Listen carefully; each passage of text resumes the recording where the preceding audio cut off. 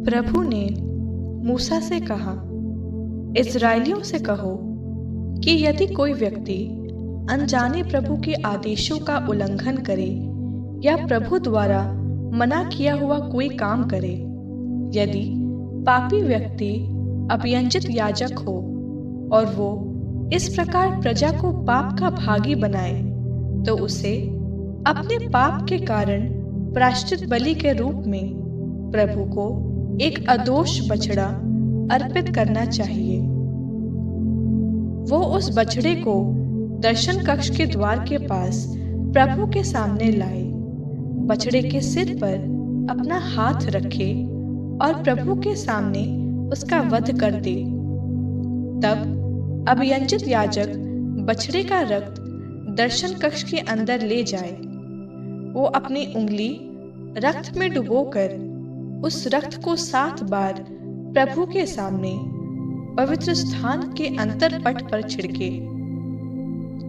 इसके बाद याजक धूप वेदी के सींगों पर, जो प्रभु के सामने दर्शन कक्ष में है, रक्त लगाए। वो बछड़े का शेष रक्त दर्शन कक्ष के द्वार के सामने की होम बलि की वेदी के निचले भाग पर डाले।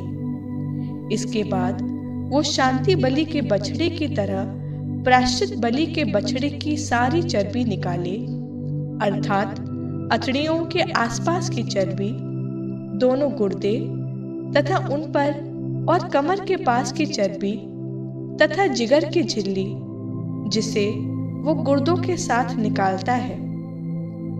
याजक यह सब बलि वेदी पर भस्म कर दे। बछड़े की खाल, उसका सारा मांस, उसका सिर और उसकी टांगे, उसकी अतड़ियां और उसका गोबर, अर्थात बछड़े का शेष अंश, वो शिविर के बाहर एक शुद्ध स्थान पर ले जाए और उसे राख के ऊपर लकड़ी की आग में जलाए।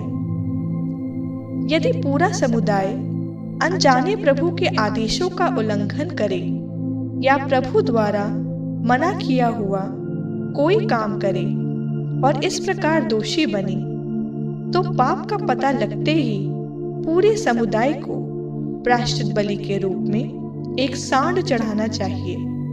वे उसे दर्शन कक्ष के सामने लाएं और समुदाय के नेता प्रभु के सामने पशु के सिर पर अपना हाथ रखें और प्रभु के सामने पशु का वध किया जाए।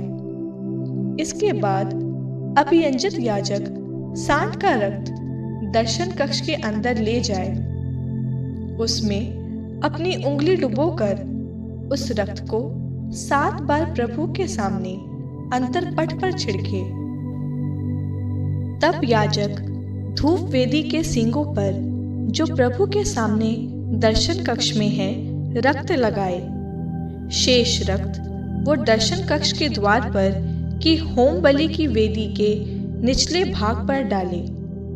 वो सारी चर्बी निकालकर उसे वेदी पर भस्म करे। फिर वो उस सांड के साथ वही करे जो प्रायश्चित के बलि पशु के साथ किया जाता है। इस प्रकार याजक लोगों के लिए प्रायश्चित की विधि संपन्न करता है और उन्हें क्षमा दी जाती है। वो पहले पशु की तरह सांड को शिविर के बाहर ले जाकर उसे जलाए। ये समुदाय के पाप के लिए प्रायश्चित बलि है। यदि कोई नेता अनजाने पाप करता है क्योंकि वो प्रभु द्वारा मना किया हुआ काम करता है और इस प्रकार दोषी बनता है, तो पाप का पता लगते ही उसे एक अदोष बकरा चढ़ाना चाहिए। वो पशु के सिर पर हाथ रखे और होम बलि के स्थान पर प्रभु के सामने पशु का वध करे। ये पाप के लिए प्रायश्चित बलि है। याजक अपनी उंगली से प्रायश्चित बलि के रक्त में से कुछ लेकर उसे धूप वेदी के सींगों पर लगाए। शेष रक्त वो वेदी के निचले भाग पर डाले। वो शांति बलि की चर्बी की तरह पशु की सारी चर्बी वेदी पर जलाए। इस प्रकार याजक उसके पापों के लिए प्रायश्चित की विधि संपन्न करता है और उसे क्षमा दी जाती है। यदि समुदाय का कोई सामान्य सदस्य अनजाने पाप करता है, क्योंकि वो प्रभु द्वारा मना किया हुआ काम करता है और इस प्रकार दोषी बनता है, तो पाप का पता लगते ही उसे पाप के प्रायश्चित के लिए एक अदोष बकरा चढ़ाना चाहिए।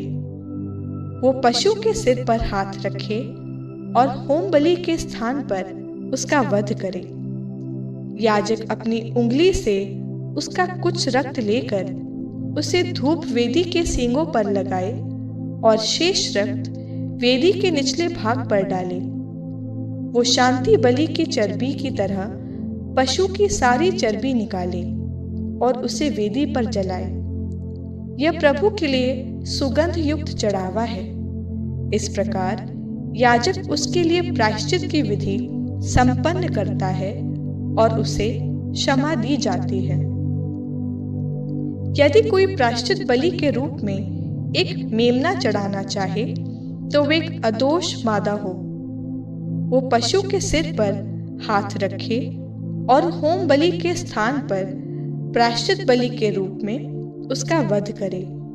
याजक अपनी उंगली से प्रायश्चित बलि के रक्त में से कुछ लेकर उसे धूप वेदी के सींगों पर लगाए। शेष रक्त वो वेदी के निचले भाग पर डाले। वो शांति बलि की चर्बी की तरह पशु की सारी चर्बी निकाले और याजक उसे वेदी पर प्रभु को अर्पित अन्य होम बलियों के ऊपर रख कर जलाए।